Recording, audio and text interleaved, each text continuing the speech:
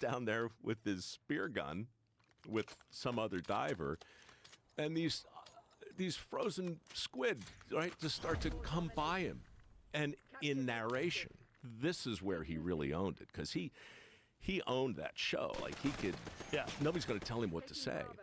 So his real rant happens months later in the VO booth, when he's just describing the heartbreaking insincerity. Don't they know who I am? Right. What did they think I was going to do? Right.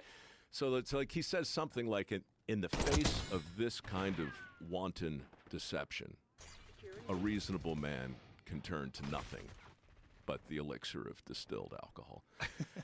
And he just drinks for the rest of the show. And it airs. Yeah. It airs on CNN. Yeah. And I think it won a Peabody. Was that the CNN one, or was that No Reservations? That was CNN. Was it? It was Parts Unknown?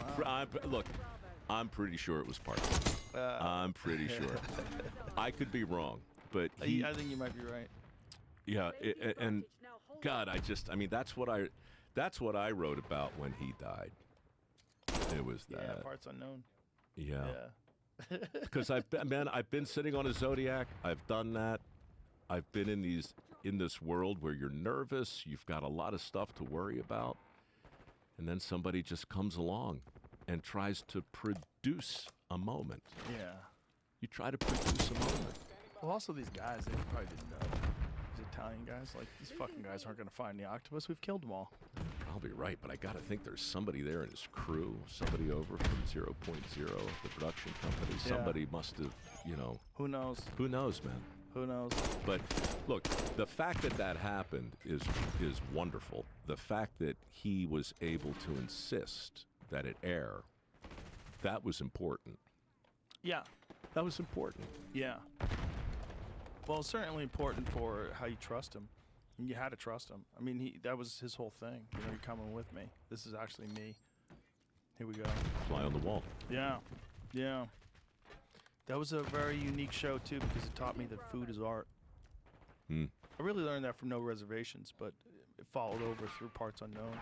But food is art. I didn't think of it as art until I saw his show. And then I was like, oh, okay, that's right. Because I just thought of art as being like a thing that people make that you look at or touch. I never thought it would be a thing you make or you hear, right? I never thought it would be a thing you make where you eat. And then I saw, I'm like, oh, these are artists. These are artists. All these people, they've discovered these different ways to make things delicious. And okay. Their medium's different. Yeah, it's just different. It's a different kind. But then hanging out with them, it's like, yeah, they're all artists. They talk like artists. They're covered in tattoos. They're fucking weirdos. They like to do drugs. They're all listening to crazy music. They're also craftsmen. Mm-hmm. Like, to me, yeah, food is art. It sure can be, and it can also be fuel. Yeah.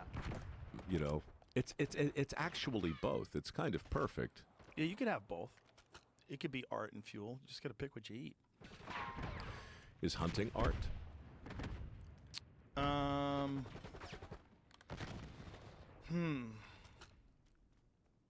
It's a discipline. It's a primal discipline. It's a discipline that connects you with life and death in a very unique way that I don't think anything else does. If you do it correctly, right? I'm talking about like mountain hunting, like mountain elk hunting in particular, which is my favorite. It's very hard to do. I train for it. I have to get in really good shape. I practice so much I fucked my back up because I was developing like tendonitis in my lower back. And I just ignored it. Yeah. Shut up. Yeah. We got work to do. And so it's a discipline more than it is anything. But it's like I don't know. Some people call it a sport. I find that wrong. That's not the right. It does take like physical energy. You have to be in shape to do it. You have to be in great fitness. But it's not a sport. It's a discipline.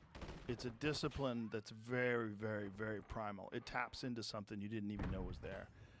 It's like people who've ever gone fishing, there's a thing that happens when you catch a fish. There's an excitement that you're not prepared for. It's a weird excitement.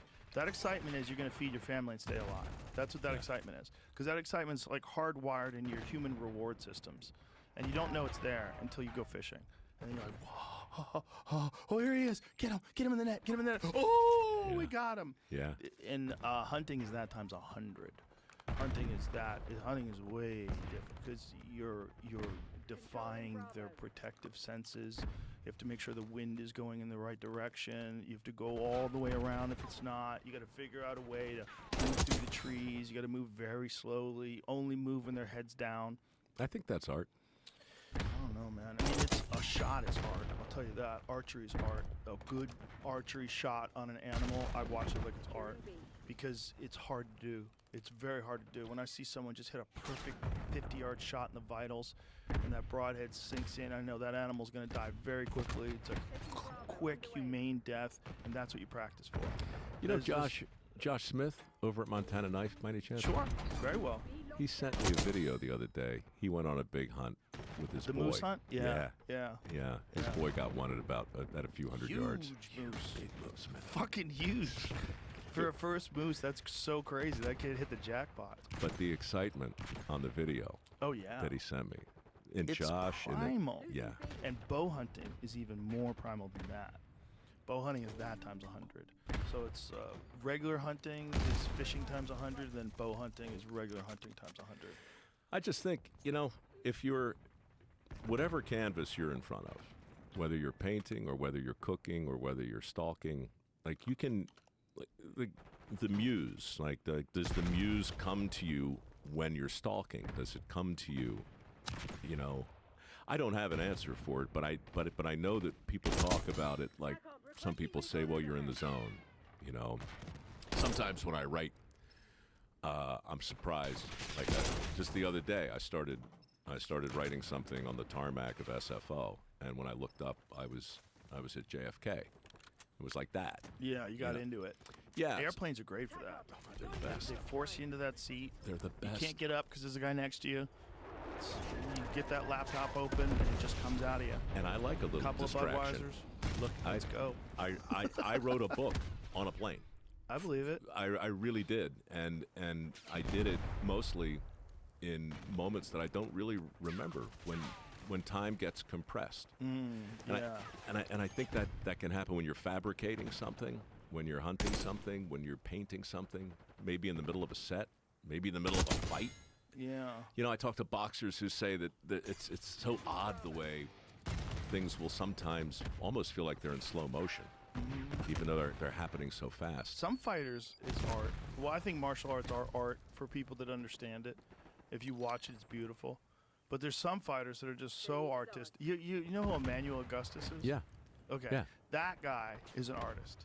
That guy's an artist. What makes him an artist? Because he's, first of all, completely unique. Okay? Doing a thing in this beautiful, deceptive way. He's dancing, but he has an understanding of distance that's fantastic. So he's really good at avoiding punches. His head movement, even with this unorthodox dancing style, is fantastic. He's stalking. He's doing something. Like here's Emmanuel. Like look how he moves. I mean, Right. Imagine you're fighting a guy who's moving like this. It's so crazy. He was so hard. Floyd Mayweather said he was the most. Look, he just punched him with two hands at the same time. Floyd Mayweather said he was the most skilled opponent he ever fought. Wow. And his record didn't indicate his actual physical ability. God. His abilities were incredible, but it's just like it was such a wild style, so unusual. It's like boxing a bobblehead. Right, like Prince Nassim Hamed had a kind of a similar thing going on when he was in his prime. Nassim Hamed was very, very unorthodox. See, here he's fighting Floyd. He gave Floyd a hard fucking time because he's so difficult to fight.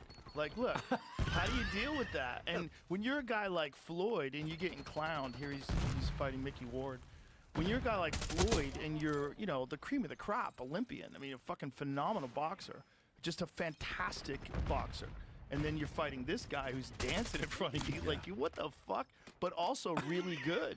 It wasn't just that. Like, you rarely get a guy who's clowning like that, but also like that kind of head movement and skill. Yeah. Phenomenal movement, but also can dance in front of you and land shit that you don't see coming because it's coming at those weird angles. Who was his trainer?